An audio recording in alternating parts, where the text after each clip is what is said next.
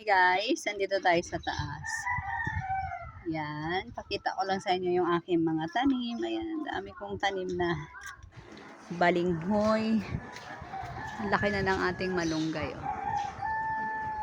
Yan, gabi.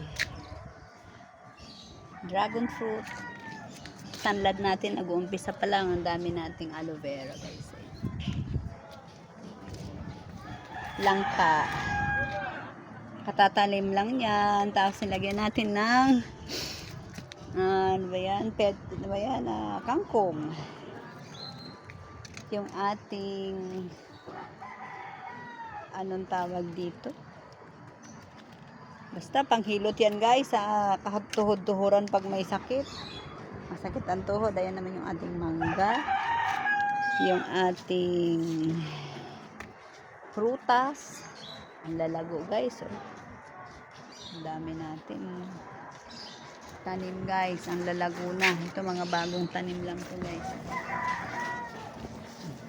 Taba. Kasi laging maulan. Kaya medyo mataba ang ating tanim. Ngayon magbubungkal tayo dito ng lupa. Ayan, may lupa pa ako isa. Tatanim ako ng kamote. Ayusin ko yung lupa na yun para mataniman ng kamote.